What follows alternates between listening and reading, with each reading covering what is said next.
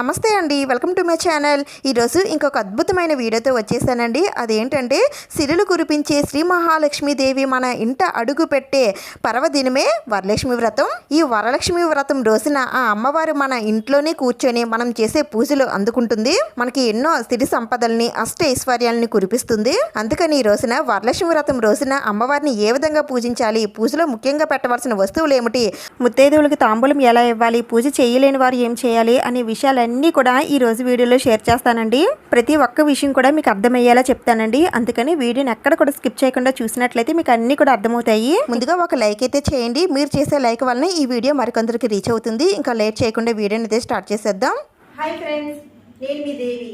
ఆ తల్లి ఆశీర్వాదం ఎల్లవేళలా మనందరిపై ఎప్పుడు ఉండాలని, మనం ఎప్పుడు అష్టైశ్వర్యాలతో సిరి సంపదలతో ఉండాలని మనస్ఫూర్తిగా కోరుకుంటూ మీ అందరికీ వరలక్ష్మి వ్రత శుభాకాంక్షలండి.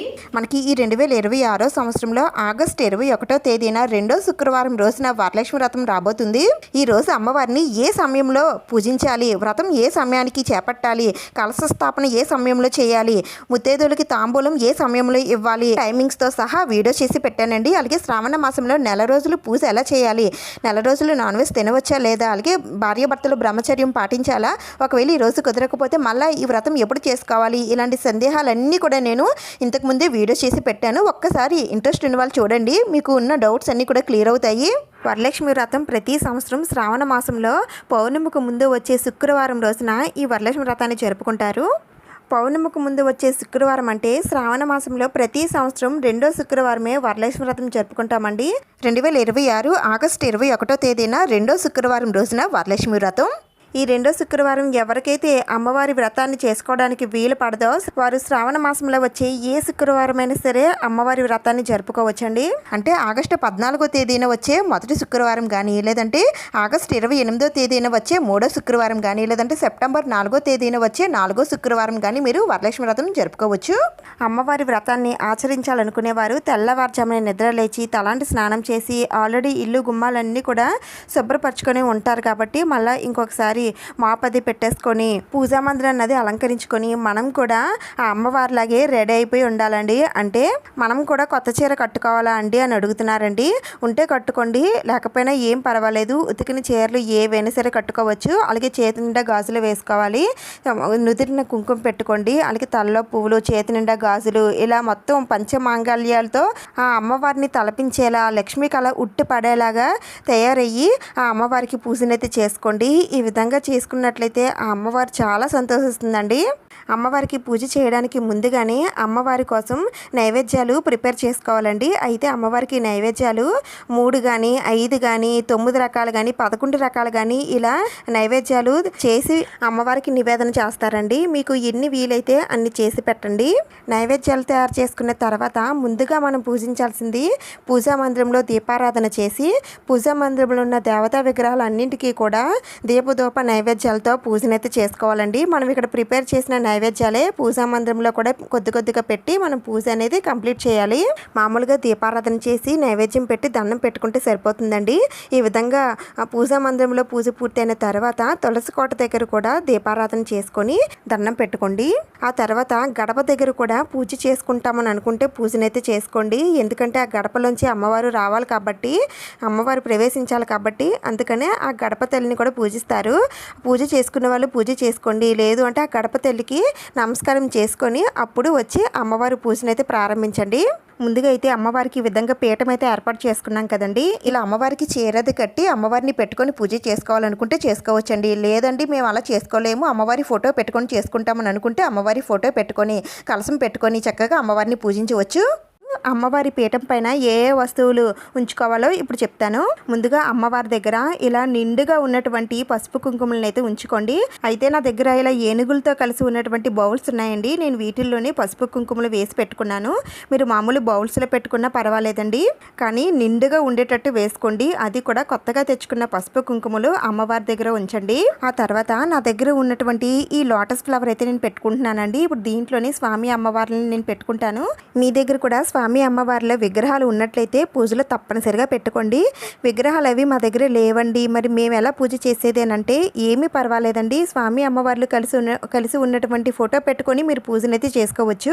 అమ్మవారి విగ్రహం ఉందండి, స్వామివారి విగ్రహం లేదు, మరి ఏం చేయాలంటే స్వామివారి ఫోటో అమ్మవారి బ్యాక్ సైడ్ పెట్టి మీరు చక్కగా స్వామివారి ముందు అమ్మవారి విగ్రహాన్ని పెట్టి పూజ చేసుకోవచ్చు. స్వామివారితో సహా అమ్మవారిని పూజిస్తే ఆ అమ్మవారు చాలా సంతోషిస్తుందండి. అందుకని తప్పకుండా స్వామి అమ్మవార్ల ఫోటోలు ఉంటే పెట్టుకోండి, లేదంటే విగ్రహాలు ఉన్నా సరే పూజలో పెట్టుకోవచ్చు. ఇంకా తర్వాత ఏ పూజ అయినా సరే మనం ముందుగా పూజించాల్సింది వినాయకుడిని కాబట్టి అందుకని పూజలో తప్పనిసరిగా వినాయకుడిని అయితే ఉంచాలండి. ముందుగా అయితే ఇలా ఒక ప్లేట్ తీసుకొని ప్లేట్ నిండా కూడా బియ్యం అయితే వేసుకోండి. ఆ తర్వాత పసుపుతో ఈ విధంగా స్వస్తికిని అయితే వేసుకొని ఆ తర్వాత ఒక తమలపాకు పెట్టుకొని ఇప్పుడు పసుపు గణపతిని అయితే ఉంచండి. మా దగ్గర వినాయకుడి విగ్రహం ఉందండి, మరి విగ్రహం పెట్టుకోకూడదా అంటే పెట్టుకోవచ్చండి, కానీ ఇలాంటి వ్రతాలు నోముల్లో అది మనం పసుపు గణపతిని పెట్టుకుంటేనే చాలా మంచిది. అందుకనే మీరు పసుపు గణపతిని పెట్టుకోవడానికి ప్రయత్నించండి.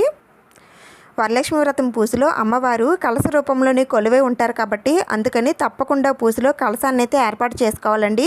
అయితే ఈ కలశాన్ని ఎలా ఏర్పాటు చేసుకోవాలనే విషయాలన్నీ కూడా నేను ఇంతకుముందే వీడియో చేసి పెట్టానండి. డిస్క్రిప్షన్లో లింక్ ఇస్తాను, తప్పకుండా చూడండి, మీకు చాలా బాగా అర్థమవుతుంది, అలాగే చాలా బాగా నచ్చుతుంది. ఇంకా ఈ కలశాన్ని అయితే కొంతమంది ఆచారం ఉన్న వాళ్ళు పెట్టుకుంటారు, కొంతమంది పెట్టుకోరు అని అంటారండి. కానీ ఈ కలశాన్ని ఎవరైనా సరే ఏర్పాటు చేసుకొని పూజనైతే చేసుకోవచ్చండి. ఇంతవరకు మీ అత్తయ్య వాళ్ళు పెట్టుకోకపోయినా సరే మీరు ఇక నుంచి మేము పెట్టుకొని పూజిస్తాము అని అనుకునేటప్పుడు మాత్రం మీరు కూడా కలశాన్ని పెట్టుకొని అమ్మవారికి పూజ అనేది చేసుకోవచ్చు. అయితే ఒక సంవత్సరం పెట్టి ఇంకో సంవత్సరం పెట్టకుండా పూజిస్తాము అని అనుకుంటే మాత్రం అలా అయితే అసలు కలశాన్ని అయితే పెట్టడం మానేయండి. ప్రతి సంవత్సరం పెట్టుకుంటాము అమ్మవారిని పూజించుకుంటాము అని అనుకునేవారే కలశాన్ని ఏర్పాటు చేసుకొని పూజనైతే చేసుకోవాలి. నేనైతే ఇక్కడ కలశాన్ని అయితే ఏర్పాటు చేసుకుంటున్నానండి. ఇలా కలశంలో మామిడాకులు అయితే పెడతారండి. నేను ఆ మామిడాకులు పెట్టడమే మర్చిపోయాను, చాలా బాధగా అనిపించిందండి. ఒకసారి అమ్మవారిని ఆవాహన చేసిన తర్వాత మళ్ళీ మనం కలశాన్ని కదపకూడదు కాబట్టి నేను ఇంకా తీసి పెట్టలేదు. మీరైతే అన్నీ కూడా ముందుగానే వీడియోస్ చూసి ఫాలో అవ్వండి, ఏది మర్చిపోకుండా అన్నీ పెట్టుకోవచ్చు. నేనైతే ఈ విధంగా కలశ చెంబు పెట్టుకున్నానండి. దాంట్లో కొన్ని వస్తువులు అయితే వేయాలి. ఆ వస్తువులన్నీ ఏమేమి వేయాలో వీడియో చెప్పాను కదండి, ఒకసారి ఆ వీడియో చూడండి. తర్వాత ఇలా కొబ్బరికాయనైతే ఈ విధంగా కుంకుమతో తిలకాన్ని దిద్ది కొబ్బరికాయనైతే పెట్టుకోవాలండి. తర్వాత జాకెట్ ముక్క, గాజులు, ఇంకా ఒకవేళ మీరు కొన్నట్లయితే కాసు కూడా నల్లపూసలు ఎర్రపూసల్లో కట్టి ఈ కలశానికే కట్టాలండి. అలాగే ఒక పసుపు కొమ్ము కూడా ఈ కలశానికే కట్టాలి. ఆ తర్వాత పువ్వులతో కూడా కలశాన్ని అలాగే స్వామి అమ్మవారిని అందంగా అలంకరించేసుకోండి.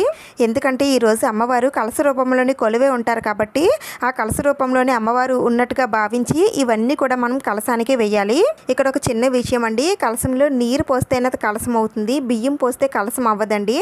అమ్మవారిని చీర కట్టి తయారు చేస్తారు కదా, అలాంటప్పుడు కలశంలో బియ్యం పోసి అమ్మవారిని పెట్టుకుంటారండి. అది కూడా సపరేట్గా కలశం పెట్టుకుంటాము అని అనుకునేవారు మామూలుగానే అమ్మవారి చీర అది కడతారు కదా, దాంట్లోనే మేము కలశం పెట్టేసుకుంటామండి అని అనుకునేవారు. ఆ కలశంలోనే నీరు అది పోసి కొబ్బరికాయ అది పెట్టేసి అమ్మవారి ఫేస్ అది పెట్టి కలశాన్ని అయితే ఏర్పాటు చేసేసుకుంటారండి.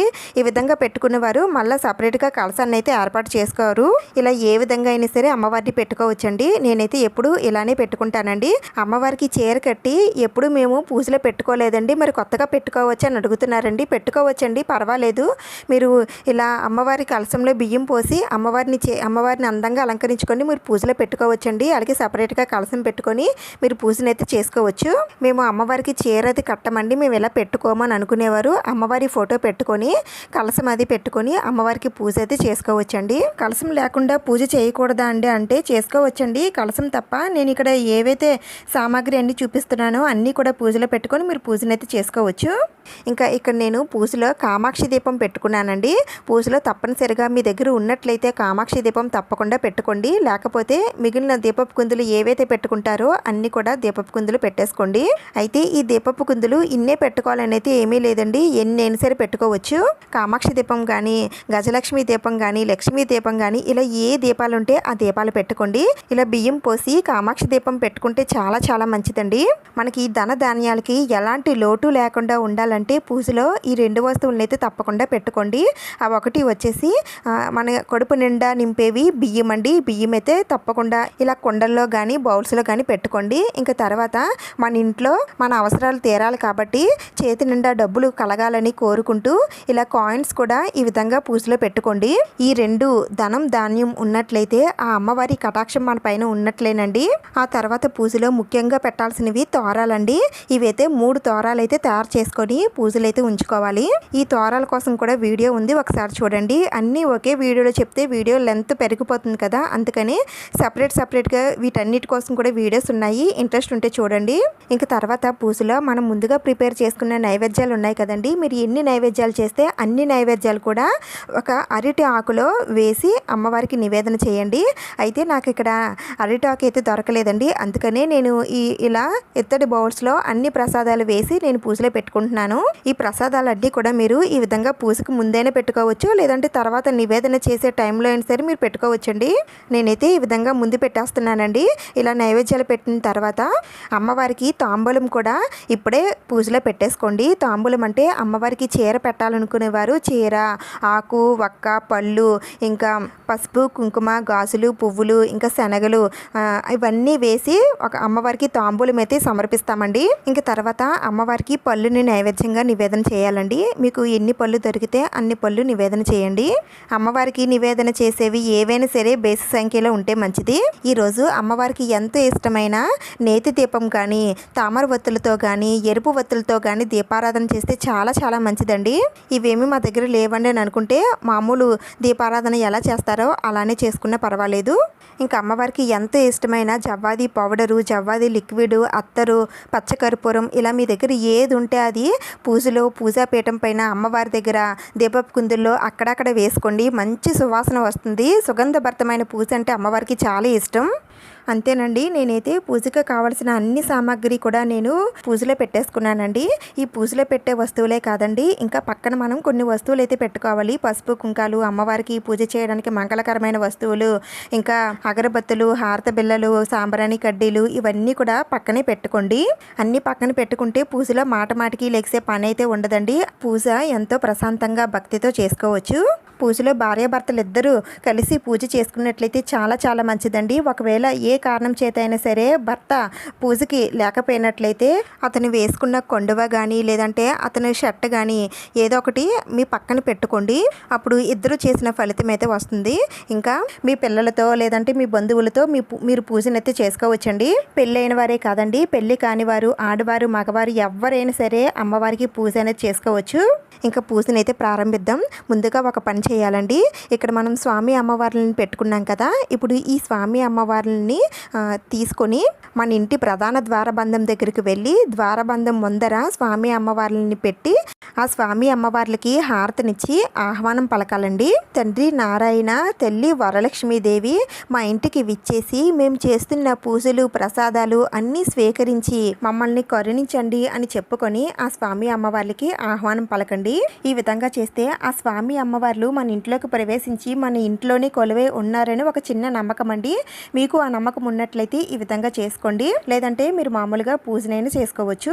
ఇంకా స్వామి అమ్మవార్లని ఏ ప్లేస్లో నుంచి తీసామో మళ్ళీ అదే ప్లేస్లో ఉంచుకొని ఇంకా పూజనైతే స్టార్ట్ చేయాలి. ముందుగా ఒక ఎత్తడి చెంబు తీసుకొని దానికి నిండుగా నీళ్లు వేసుకొని ఈ నీళ్ళల్లో కొద్దిగా పసుపు, కుంకుమ, అక్షింతలు, పువ్వులు అన్నీ వేసి ఇప్పుడు కుడి చేత్తో ఈ చెంబుని ఈ విధంగా మూసి గంగా గంగా గంగా అని 3 సార్లు అనుకుంటే చాలండి. ఆ కలశంలో ఉన్న నీళ్లు గంగా జలంతో సమానం అవుతాయి. ఇప్పుడు ఈ నీటిని ఆకుతో కానీ పువ్వుతో కానీ మనం పెట్టుకున్న పూజా సామాగ్రి అమ్మవారి పైన, స్వామివారి పైన, అందరిపైన కూడా ఈ నీటిని చల్లాలి.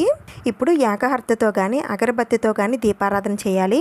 ముందుగా కామాక్షి దీపాన్ని వెలిగించిన తర్వాత మిగిలిన దీపపు కుద్దుల్లో దీపారాధన చేయాలి. అమ్మవారికి పూజ స్టార్ట్ చేయడానికి ముందుగానే ఇలా మెయిన్ డోర్ ఓపెన్ చేసి ఉంచాలండి.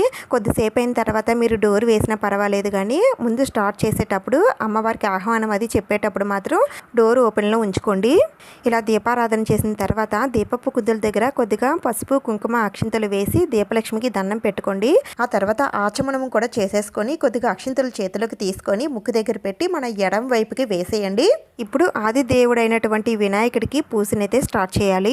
మీరు ఎప్పుడు వినాయకుడికి పూజ ఎలా చేసుకుంటారో అదే విధంగా ఈరోజు కూడా చేసుకోవాలండి. స్వామివారికి పసుపు కుంకుమ అక్షింతలు అన్నీ కూడా సమర్పించి, అలాగే స్వామివారికి వస్త్రాన్ని కూడా సమర్పించి స్వామివారికి పూజనైతే చేసుకోవాలి. వినాయకుడి శ్లోకాలు కానీ అష్టోత్తరాలు కానీ చదువుకుంటూ పూజనైతే చేసుకోండి. మేము అన్ని చదవలేమండి, పూజ ఇప్పటికే లేట్ అయిపోయిందని అనుకుంటే స్వామివారి మంత్రమైనటువంటి ఓం గణపతియే నమః అనే మంత్రాన్ని మీకు ఎన్నిసార్లు వీలైతే అన్నిసార్లు స్వామివారి దగ్గర పువ్వులు అక్షింతలు వేస్తూ పూజ చేసుకుంటూ ఆ మంత్రాన్ని అయితే చదువుకోండి. తర్వాత స్వామివారికి అగరబత్తులతో ధూపం చూపించి నైవేద్యం నివేదన చేయాలి. స్వామివారికి బెల్లం కానీ అరటిపళ్ళు కానీ లేదంటే మీ దగ్గర ఏ ఉంటే మీరు చేసిన ప్రసాదాలు కూడా స్వామివారికి నివేదన చేయవచ్చండి. ఆ తర్వాత స్వామివారికి నీరాజనం సమర్పించి కొద్దిగా అక్షింతలు చేతిలోకి తీసుకొని ఆ స్వామివారికి దండం పెట్టుకొని ఆ అక్షింతలు స్వామివారి దగ్గర ఉంచి నమస్కారం చేసుకోండి. పూజలో ఎలాంటి విఘ్నాలు లేకుండా చూడు తండ్రి అని ముందుగా ఆ స్వామివారికి చెప్పుకున్న తర్వాత స్వామి అమ్మవార్ల పూజనైతే స్టార్ట్ చేయాలి. ముందుగా అమ్మవారిని కలశంలోకి ఆహ్వానించాలండి. ఇలా కలశం పైన చెయ్యి పెట్టి శ్రీ వరలక్ష్మి దేవతాయే నమః ఆవాహయామి అని 3 సార్లు చెప్పుకొని అమ్మవారికి ఆహ్వానం పలకండి. అప్పుడు అమ్మవారు కలశంలోకి వచ్చి కూర్చుంటారండి. ఇలా అమ్మవారికి ఆహ్వానం చెప్పిన తర్వాత కలశాన్ని ఎట్టి పరిస్థితుల్లో కదిలించకూడదు. ఆ తర్వాత కలశం దగ్గర స్వామి అమ్మవార్ల దగ్గర కొద్దిగా అక్షింతలు పువ్వులు వేసి దండం పెట్టుకోండి. ఇప్పుడు వరలక్ష్మి వ్రత కథ బుక్ ఉంటుందండి. ఈ బుక్లో అన్ని ఉపచారాలు కూడా ఉంటాయి. అవన్నీ మీరు చేసుకోవాలనుకుంటే చేసుకోవచ్చండి. లేదు అంటే నేను ఇక్కడ చెప్పిన విధంగా అయినా సరే మీరు చేసుకోవచ్చు. ముందుగా అయితే ఇక్కడ అదంగ పూజ అని ఉంది కదండి, ఆ అదంగ పూజ దగ్గర ఉన్న మంత్రాలన్నీ కూడా చదువుకుంటూ అక్షింతలతో అమ్మవారికి పూజనైతే చేయాలి. ఆ తర్వాత అమ్మవారి అష్టోత్తర శతనామావళి చదువుకోవాలండి. మొత్తం 108 మంత్రాలు ఉంటాయండి. ఇవన్నీ చదువుకుంటూ అమ్మవారికి ఎంత ఇష్టమైన మంగళకరమైన వస్తువులు లక్ష్మీ గవ్వలు, తామర గింజలు, కాయిన్స్, చిట్టి గాజులు, పసుపు కమ్ములు, ఇంకా కుంకుమ, కాయిన్స్, డబ్బులు ఇలా మీ దగ్గర ఏ ఉంటే వాటితో అమ్మవారిని పూజించండి. ఇవేమీ మా దగ్గర లేవని అనుకుంటే అమ్మవారికి పసుపు కొమ్ములతో కానీ కుంకుమతో కానీ అక్షింతలతో కానీ పువ్వులతో కానీ పూజించవచ్చు. ఈరోజు మీకు ఎంత టైం లేకపోయినా సరే అమ్మవారి అష్టోత్తరాలు, అమ్మవారి అష్టకం స్తోత్రాలు, అమ్మవారి వ్రత కథ అన్నీ కూడా చదువుకోవాల్సిందేనండి. అలాగే స్వామివారి అష్టోత్తరాలు, స్తోత్రాలు, గోవిందనామాలు ఇవన్నీ కూడా చదువుకోగలిగితే చదువుకోండి. లేదంటే ఓం నారాయణాయ నమః అనే మంత్రాన్ని మీకు ఎన్నిసార్లు వీలైతే అన్నిసార్లు చదువుకోండి. ఇప్పుడు పూజకి సంబంధించిన కొన్ని డౌట్స్ అయితే అడుగుతున్నారండి. ఆ డౌట్స్ అన్నీ కూడా క్లియర్ చేస్తాను. ముందుగా అమ్మవారి పీఠాన్ని ఎటువైపు ఉంచాలండి అని అడుగుతున్నారండి. సింపుల్గా చెప్తానండి. మీ పూజా మందిరం ఎటువైపు ఉంటుంది, దేవుళ్ళు ఎటువైపు చూస్తారు, అదే విధంగా సేమ్ మీరు హాల్లో కానీ మీ పక్కన ఎక్కడైతే మీకు ప్లేస్ ఉంటుందో అదే విధంగా అమ్మవారిని కూడా పెట్టుకోవాలండి. అంటే మనం తూర్పు వైపు చూస్తున్నట్టుగా ఉండాలి, అమ్మవారు పడమర వైపు చూస్తున్నట్టుగా ఉండాలి. ఈ విధంగా పీఠాన్ని మీరు హాల్లోనే ఏర్పాటు చేసుకోవాలండి. బెడ్రూముల్లో అది అమ్మవారిని పెట్టుకోకూడదు. ఒకవేళ మాకు అన్ని రూములు లేవండి, ఉన్నదే ఒక రూము, అదే హాలు, అదే బెడ్రూమ్ అని అనుకుంటే అదే రూములోనే మీరు పెట్టుకోవచ్చండి, పర్వాలేదు. ఈ పూజని మేము ఎప్పుడు కూడా చేయలేదండి, మా అమ్మ వాళ్ళు చేయలేదు, అలాగే మా అత్తయ్య వాళ్ళు కూడా చేయలేదు. మరి మేము కొత్తగా పూజ చేసుకోవచ్చా అంటే చేసుకోవచ్చండి. కలశం పెట్టుకొని పూజ చేయాలా లేదంటే కలశం లేకుండా పూజ చేయాలని అంటే అది మీ ఇష్టం అండి. కలశం పెట్టుకొని పూజ చేస్తే సంపూర్ణంగా పూజ చేసినంత ఫలితం అయితే వస్తుంది. కలశం ఒక్కసారి పెడితే ప్రతి సంవత్సరం కూడా పెట్టుకొని అమ్మవారిని పూజించాలండి. అలాగే అమ్మవారికి కాసు రూపంలో కానీ వస్తువుల రూపంలో కానీ బంగారం అమ్మవారికి పెడతాం కదండి. అయితే ఈ బంగారాన్ని కూడా ప్రతి సంవత్సరం పెట్టాలా అని అంటే మీకు శక్తి ఉంది అని అనుకుంటే ప్రతి సంవత్సరం కూడా అమ్మవారికి పెట్టండి. చిన్న కాసు రూపంలో అయినా సరే అమ్మవారికి బంగారాన్ని పెడతారండి. ఈ విధంగా పెడితే ఆ అమ్మవారి దయ వల్ల మరింత బంగారం కొనగలిగే శక్తి వస్తుందని అంటారండి. అది కాకుండా అసలు బంగారం కొనని వారు ఈ పూజ సమయానికి ఎంతో కొంత అమ్మవారి పేరు చెప్పి బంగారం కొనగలిగే అవకాశం కూడా వస్తుందని కొంతమంది ఈ విధంగా అమ్మవారికి బంగారం అయితే పెడతారండి. అయితే మీరు ప్రతి సంవత్సరం కొనగలిగే శక్తి ఉంటే పెట్టండి, లేకపోతే మీ దగ్గరున్న బంగారమే ఒకసారి పాలల్లో కడిగి అమ్మవారికి ఆ బంగారాన్ని వేయచ్చండి, ఏమీ పర్వాలేదు. లాస్ట్ ఇయర్ పెట్టుకున్న ఏవైనా కాసులు అవి ఉన్నట్లయితే వాటిని కూడా అలానే పాలల్లో శుద్ధి చేసి అమ్మవారికి వేయచ్చండి. కానీ మీ మెడలో ఉన్న వస్తువులు తీసి పాలల్లో కడిగి మాత్రం వెయ్యకండి. చాలా రేర్గా మీరు వాడుతున్నవి అలాగే కాసు అది పక్కన పెట్టినటువంటిది మాత్రమే అలాంటివే శుద్ధి చేసి అమ్మవారికి వేయాలి. కొత్తగా పెళ్ళైన వారు వరలక్ష్మి వ్రతాన్ని మొదటి సంవత్సరం కానీ, మూడో సంవత్సరం కానీ, 5వ సంవత్సరం నుంచి కానీ స్టార్ట్ చేయాలండి. తర్వాత నుంచి మీరు కంటిన్యూ చేయొచ్చు. బేసి సంఖ్యలోనే స్టార్ట్ చేయమని చెప్తారండి. ఒకవేళ పెళ్ళయి మాకు చాలా సంవత్సరాలు అవుతుందండి, ఇంతవరకు మేము స్టార్ట్ చేసుకోలేదు అనుకుంటే మీరు ఎప్పుడైనా సరే స్టార్ట్ చేసి పూజ అనేది చేసుకోవచ్చు. ఈ విధంగా నేను అమ్మవారికి ఇష్టమైన మంగళకరమైన వస్తువులన్నింటితో కూడా పూజ చేసుకున్నానండి. ఆ తర్వాత అమ్మవారికి అగరబత్తులతో ధూపం చూపించి ఇప్పుడు అమ్మవారికి నైవేద్యం నివేదన చేయాలి. నేను ముందే ప్రసాదాలు పెట్టుకున్నాను కాబట్టి అమ్మవారికి ప్రసాదాలు చూపిస్తూ 3 సార్లు స్వీకరించి తల్లి అని చెప్పుకొని అమ్మవారికి దండం పెట్టుకోండి. ఇప్పుడు అమ్మవారికి తాంబూలం సమర్పించాలండి. కొద్దిగా అక్షింతలు తాంబూలంలో పెట్టి ఇలా పట్టుకొని ఇస్తున్నమ్మ వాయనం, పుచ్చుకుంటున్నమ్మ వాయనం అని 2 మనమే చెప్పుకొని అమ్మవారికి తాంబూలాన్ని సమర్పించాలి. ఆ తర్వాత అమ్మవారికి ధూపం చూపించి నీరాజనం సమర్పించాలి. ఇంతటితో పూజ అయిపోలేదండి, ఇంకా వ్రత కథ అది చదువుకోవాలి. దానికన్నా ముందుగా తోర పూజ చేసుకోవాలి. బుక్లో తోర పూజ అని ఉంటుందండి. అక్కడున్న మంత్రాలన్నీ కూడా చదువుకుంటూ మనం పెట్టుకున్న ఈ తోరాల గ్రంథులు ఉంటాయి కదండి, అక్కడ కొద్దిగా అక్షింతలు వేస్తూ పూజనైతే చేసుకోవాలి. ఇలా తోర పూజ అయిన తర్వాత మనం 3 తోరాలు పెట్టుకున్నాం కదండి. ఒక తోరం ఏమొచ్చి అమ్మవారి తాంబూలంలో పెట్టేయాలి. ఇంకొక తోరం మన చేతికి, కుడి చేతికి కట్టుకోవాలి. మీ భర్త పక్కనే ఉంటే వారి చేతే కట్టించుకోండి, లేదంటే మీరైనా కట్టుకోవచ్చు. ఇంకా 3వ తోరం మన ఇంటికి వచ్చిన ముత్తైదువులకి ఎవరికైనా సరే ఒక పెద్ద ముత్తైదువుకి తాంబూలంలో పెట్టి ఇవ్వండి. ఇప్పుడు కొద్దిగా అక్షింతలు చేతిలోకి తీసుకొని శ్రీ వరలక్ష్మీదేవి వ్రత కథ చదువుకోవాలండి. ఈ కథ ద్వారా వరలక్ష్మీదేవి మహత్యం తెలుస్తుందండి. చారుమతికి కలిగిన మహాభాగ్యం మనకి కూడా కలగాలని కోరుకుంటూ వ్రత కథ పూర్తయిన తర్వాత చేతిలో ఉన్న అక్షింతలు అమ్మవారి పాదాలపైన కొద్దిగా వేసి మిగిలిన అక్షింతలు మన శిరస్సు పైన వేసుకోవాలండి. ఇంకా మహాలక్ష్మి అష్టకం, అష్టలక్ష్మి స్తోత్రాలన్నీ కూడా బుక్లో ఉంటాయండి. అవన్నీ కూడా చదవగలిగితే చదువుకోండి. తర్వాత కొబ్బరికాయ చేత్తో పట్టుకొని మీ మనసులో ఉన్న కోరికలు కోరుకొని ఇప్పుడు ఆ కొబ్బరికాయ కొట్టి అమ్మవారికి నివేదన చేయండి. చివరగా అమ్మవారికి పంచహారతితో కానీ పచ్చకర్పూరంతో కానీ హారతినివ్వండి. హారతి ఇచ్చేటప్పుడు అమ్మవారికి సంబంధించిన పాటలు ఏమైనా వస్తే పాడండి. ఇప్పుడు చేతిలోకి కొద్దిగా పువ్వులు, అక్షింతలు తీసుకొని స్వామి అమ్మవార్ల పాదాల దగ్గర ఉంచి పూజలో ఎలాంటి తప్పులున్నా మన్నించి తల్లి, ఈ సంవత్సరం కన్నా వచ్చే సంవత్సరం మరింత బాగా జరుపుకునే అవకాశాన్ని ఇవ్వు తల్లి. నేను, నా కుటుంబ సభ్యులు, నా బంధుమిత్రులు అందరూ కూడా సుఖ సంతోషాలతో, ఆయురారోగ్యాలతో, అష్టైశ్వర్యాలతో తొలుతూగేటట్టు చెయ్యి తల్లి అని ఆ అమ్మవారికి చెప్పుకొని 2 చేతులు జోడించి శిరస్సు వంచి మగవారైతే సాష్టాంగ నమస్కారం, ఆడవారైతే మోకాళ్ళ పైన నమస్కారం చేయాలి. ఇంతటితో వరలక్ష్మి వ్రతం పూర్తవుతుందండి. ఇప్పుడు కొద్దిసేపు డోర్ వేసేసి బయటికి వెళ్ళండి. అంటే అమ్మవారి చూపు అనేది ఈ నైవేద్యాల మీద పడి ఈ నైవేద్యాలు అమృతమయం అవుతాయండి. అందుకని కొద్దిసేపు బయట ఉన్న తర్వాత అమ్మవారికి పెట్టిన నైవేద్యాలన్నీ కూడా మనం స్వీకరించవచ్చండి. ఈరోజు ఉపవాసం ఏమీ ఉండనవసరం లేదు. పూజ అయ్యేంత వరకు ఉపవాసం ఉండి తర్వాత అమ్మవారికి పెట్టిన నైవేద్యాలన్నీ కూడా మనం తినొచ్చు. ఈరోజు నాన్ వెజ్ లాంటిది ఏమీ కూడా తినకూడదండి. బ్రహ్మచర్యం పాటించాలి. నేలపైన పడుకోవాలి. అమ్మవారి పీఠాన్ని ఈరోజు కదపకూడదండి. నెక్స్ట్ డే శనివారం మాత్రమే అమ్మవారి పీఠాన్ని కదపాలి. ఇలా పూజ అంతా పూర్తయిన తర్వాత మీరు పెళ్ళైన వారైతే మీ భర్త కాళ్ళకి నమస్కారం చేయండి. ఆ తర్వాత ముత్తైదువుల్ని పిలిచి తాంబూలం ఇవ్వండి. ఈ తాంబూలం మీరు పూజ అయిన తర్వాత ఇవ్వచ్చండి, లేదంటే సాయంత్రం అయినా సరే ఇవ్వచ్చు. కానీ మధ్యాహ్నం 1 గంట సమయాల్లో కానీ రాత్రి వేళల్లో కానీ ఇవ్వకూడదు. ఒకవేళ ఈ శుక్రవారం మీకు ఇవ్వడం కుదరకపోయినట్లయితే నెక్స్ట్ డే శనివారం కూడా తాంబూలం ఇవ్వచ్చండి. శనివారం అమ్మవారిని కదిలించక ముందే ముత్తైదువులను పిలిచి తాంబూలం అయితే ఇవ్వాలి.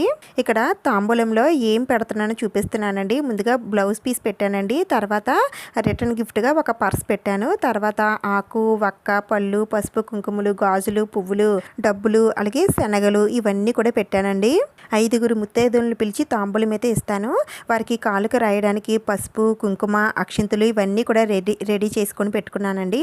వచ్చిన ముత్తైదువులకి కొద్దిగా అక్షింతలు చేతిలోకి తీసుకొని అమ్మవారి పాదాల దగ్గర వేసి దండం పెట్టుకోమని చెప్పండి. ఆ తర్వాత వారిని కూర్చోమని చెప్పి వారి నోరు తీపి చేసుకోమని చెప్పండి. మీరు వండిన ప్రసాదాలు పెట్టొచ్చండి, లేదంటే ఇలా స్వీట్స్ అయినా సరే పెట్టొచ్చు. ఆ తర్వాత వారి కాళ్ళకి పసుపు రాయాలండి. ముందుగా కుడి కాలు రాయాలి, తర్వాత ఎడమ కాలు రాయాలి. పసుపు రాసిన అనంతరం కంఠానికి గంధం పూయండి. ఆ తర్వాత కొద్దిగా కుంకుమ నుదుటిన పెట్టి పువ్వులు పెట్టుకోమని చెప్పండి. వారు కూడా మీకు బొట్టు పెడతారు.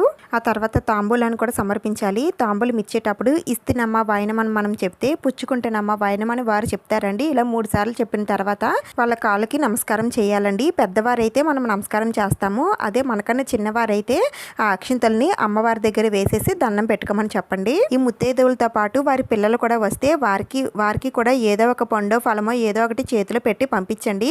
ఈ తాంబూలం అంతా పెట్టుకోవడానికి ఒక కవర్ కూడా ఇవ్వండి.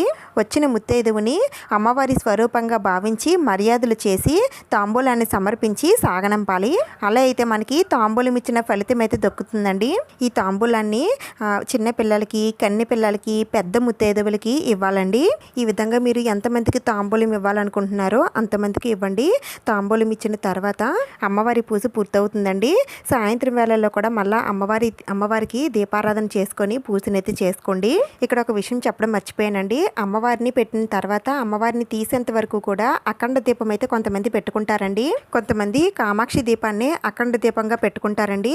మరి కొందరైతే అవి అందులో ఉన్న ఆయిల్ ఉన్నంత వరకు వెలిగి ఆ దీపాలు అనేవి కొండెక్కేస్తాయి. మళ్ళీ సాయంత్రం కూడా మళ్ళీ ఆ దీపపు కుందులు క్లీన్ చేసి మళ్ళీ ఆయిల్ అది వేసి దీపారాధన చేసుకొని అమ్మవారికి ఏదైనా పాలు కానీ డ్రై ఫ్రూట్స్ కానీ నైవేద్యం నివేదన చేసి అమ్మవారి మంత్రాలు అవి చదువుకొని పూజనైతే చేసుకోవాలండి. ఈ విధంగా చేసుకున్న తర్వాత నెక్స్ట్ డే శనివారం మాత్రమే అమ్మవారి పీఠాన్ని కదపాలి. ఇంతటితో వరలక్ష్మి వ్రతం సంపూర్ణంగా పూర్తవుతుందండి. ఆ స్వామి అమ్మవార్ల ఆశీర్వాదం మన పైన ఉండాలన్నా, ఆ అమ్మవారి కటాక్షం మనకి కలగాలన్నా ఈ విధంగా పూజనైతే చేసుకోవాలండి. పూజ స్టార్టింగ్ నుండి ఎండింగ్ వరకు అన్ని విషయాలు కూడా మీకు అర్థమయ్యేలా చెప్పానని అనుకుంటున్నానండి. ఇంకా మీకు ఏమైనా డౌట్స్ ఉంటే నన్ను కామెంట్స్లో అడగండి.